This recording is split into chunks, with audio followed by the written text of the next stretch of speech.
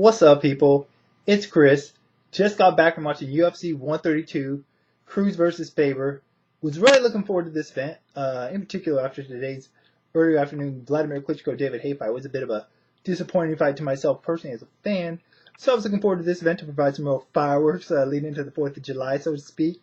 I know it's a corny cliche, but what the hell, it's just there. So it's on the tee, so why not take it? But anyways, it was a pretty good event overall. As far as the undercard, the Facebook fights, Anthony and Njokuani Andre winner was probably the most exciting to me, and Njokuani pretty much took winner, took all 3 rounds. I'll give Andre winner props though. I say going into this fight, he didn't have the best chin.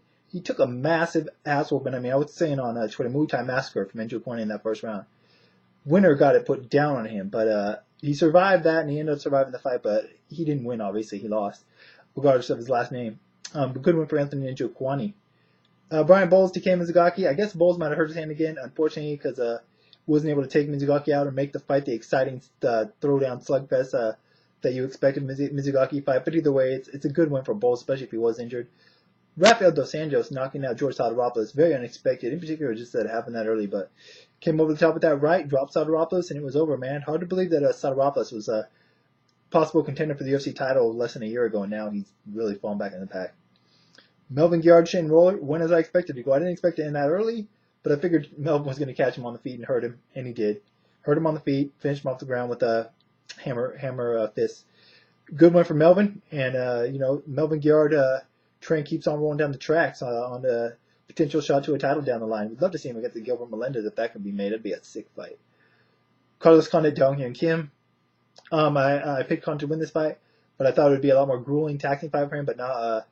Kim got him down only once, but he was able to sweep, which was really impressive, considering how Kim's able to really blanket guys, particularly early on in fights. And then Condit caught him with the flying knee. Kim went down against the ropes, stunned, obviously. And you knew he was hurt because the follow-up barrage of punches from Carlos Condit, Kim didn't attempt to block him once, hand at the side the whole time. Guns in the holster, so to speak, and Carlos Condit finished him off first round stoppage. Could have called this event up into the main event, maybe first round UFC 132 knockouts, but didn't go that way the whole night, obviously. Shocker of the night. Tito Ortiz, Ryan Bader. I mean, I don't really see too many people, except for maybe Tito fans, picking to win this fight. Nonetheless, winning by first round stoppage? No way. No one saw that coming. Nobody. I don't care who it was. Man, wish I could have made that bet, right, in hindsight. But either way, great win for Tito Ortiz. He's still in the UFC. Love him or hate him. And I like seeing Tito win, I like the antics, the grave digger, the ditch digger, whatever you want to call it, the stamp down. Tito is a very polarizing figure, and I just think he makes for a good promotion. I think he sells the fight well.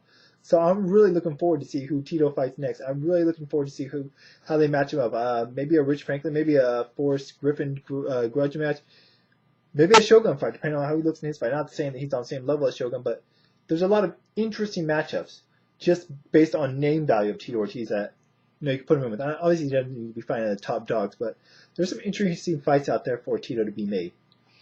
As for Ryan Bader, though, huge setback, really big setback, man. He could still be a force in the division, but it's hard to picture him reaching that upper echelon after a loss like this. But he's still young. Matt Wyman, Dennis Seaver, not a whole to say about it. I thought Seaver won the fight. I was surprised he was able to survive that second round. It really looked like he was panicking when he got busted open, but made it through. I thought the doctor might stop it. They didn't, and he pretty much won the third round. So Seaver gets a win. Pretty impressive considering how bad he looked in that second round. Co-main of the night, Chris Lieben, Vanderlei Silva. Everyone expected a knockout in this fight. I just don't think they expected it that early. Vanderlei looked like he might have caught Chris Lieben once, and Chris Lieben said time and time again, including leading into this fight, once I get hit hard, that's when the fight starts for me. Well, that's what happened here. He got hit. He responded with the left, kind of shook Vanderlei, and clipped Vanderlei, sent Vanderlei down to the canvas, and Vanderlei gets knocked out. The way Vanderlei was hanging down there, it was very reminiscent of when he knocked out Rampage Jackson and had him hanging over the ropes in their rematch. So, bad loss for Vanderlei. Those that are questioning his chin, those questions were definitely verified. As for Lieben, tremendous bounce back win, regardless of what you think of Vanderlei's status at this point, after losing a first round stoppage to Brian Stan. So, Lieben's back in the mix, not the top division mix, but he's back in there, and Vanderlei could be reaching the end of that career, man.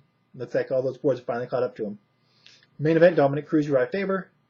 Good fight, not as exciting or entertaining, not as action-packed as I anticipated. But I think I put that on Urijah more than anything, Urijah just wasn't as active as I'm used to him being. He just didn't throw as many punches. He just, I don't know if he was looking to counter, but even then, he didn't take the opportunities. It was crazy because it seemed like at least every round, except for maybe the fifth, Urijah would land at least one good punch, really solid punch. But he wouldn't capitalize on it. Particularly in the fourth round, it looked like he had Cruz hurt possibly, and he just let Cruz off the hook. Never really went for that many takedowns. As a matter of fact, I was surprised Cruz went for more takedowns. I did enjoy the scrambles on the ground. Those were very entertaining to watch. And Cruz just did his thing, you know. He's very hard to hit because he's so elusive. I think Urijah Faber would have been smart to go to Cruz's body early. He went there like once or twice the first round. I'm like, yeah, that's a good tactic, you know, slow this guy down, go to the body. But unfortunately, he didn't stick to it. And I don't really know what Urijah's game plan was. He said he thought he won the fight. I didn't see it. Like I said, he landed a few big shots here and there, but he didn't do nearly enough, didn't let his hands go enough, and just wasn't active enough. If you want to win the belt, you have to take it from the champion, regardless of who you are. And I just thought Dominick Cruz did more than enough to retain the title, even if he didn't really dominate. Although I think he controlled him during the fight, I don't think he dominated Urijah Faber, but I do think he was a clear-cut winner at the end of the night. So it'll be interesting to see what's next for both guys.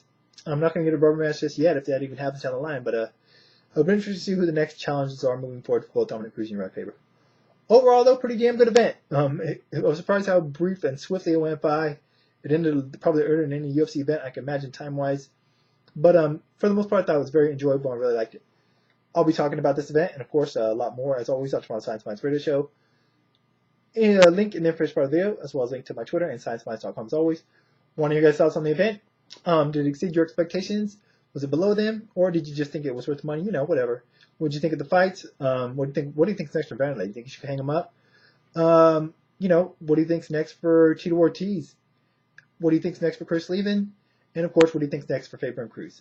So for now, guys, till next time, have a nice 4th of July.